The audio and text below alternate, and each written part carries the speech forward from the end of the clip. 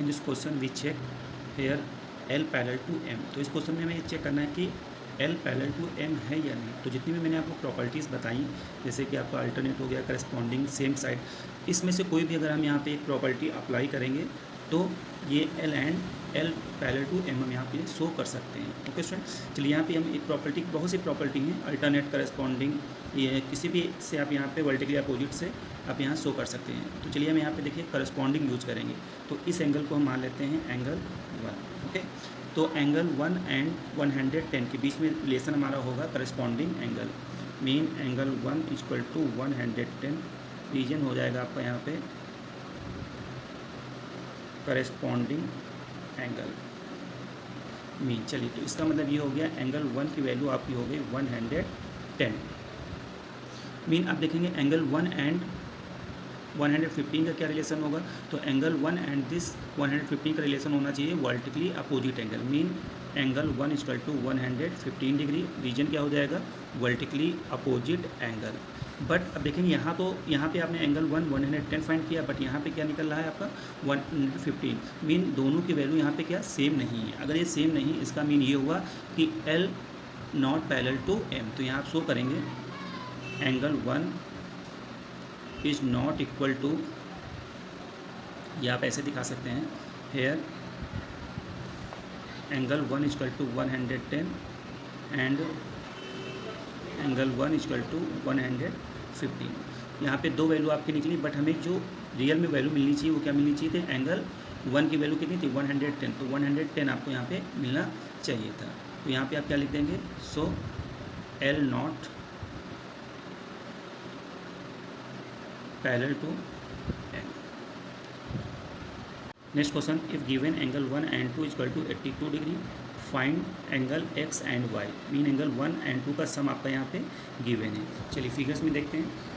तो ये आपकी लाइंस, इसको लेट कर लेते हैं M एंड M, ये तो आपकी पैरेलल हैं, और यहाँ से एक हम कंस्ट्रक्ट लाइन करेंगे इस ऐसा कि जो L एंड M दोनों के क्या होगा आपका पैरेलल होगी। ओके, अब देखेंगे अगर हम L एंड N पैरेलल लेते हैं और ये इसको हम मान लेते हैं ये लाइन ट्रांसवर्सल लाइन। इसको अगर आप आगे बढ़ा के समझ सकते हैं, ये ट्रांसवर्सल लाइन आपकी हो जाएगी। तो X एंड 1 के बीच जो रिलेशन होगा कौन सा हो जाएगा, alternate angle. Mean X equal to angle 1, reason क्या हो जाएगा अल्टरनेट एंगल। देन अगेन अब यहाँ पे देखेंगे N एंड M को पैरेलल लेंगे और यहाँ पे इस लाइन को हम ट्रांसवर्सल लेट करेंगे। Mean Y equal to 2, mean Y equal to angle 2, same reason आप लिखेंगे अल्टरनेट एंगल। चलिए अब both equation first and second को आप ऐड करेंगे, we get X plus Y equal to angle 1 plus angle 2। X plus Y and angle 1 and 2 की value आपको given है क्वेश्चन में 82 डिग्री।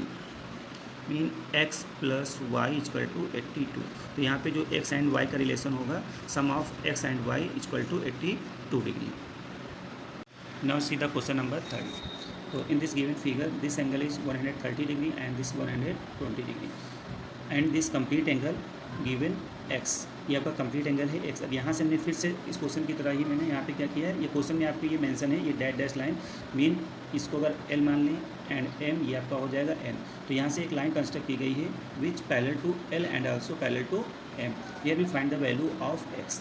जब यहाँ से हम लाइन कंस्ट्रक्ट किए हैं तो यहाँ से हम क्या करते हैं, इस एंगल्स के 2 पार्ट हो गए 1 एंड 2। तो इसको हम रेट कर लेते हैं 1 and this is 2।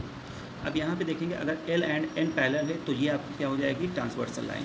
When we take N parallel to M then this line is a transversal line. Now अब देखेंगे when L parallel to M then N1 and angle 130 के बीच में जो रिलेशन आपका बनेगा एंगल 1 प्लस 130 इक्वल 180। इस relation को मैंने बताया था आपको same side angle, same side angle. Here we find the angle 180 degree minus 130 degree, mean we get 150 degree. Now again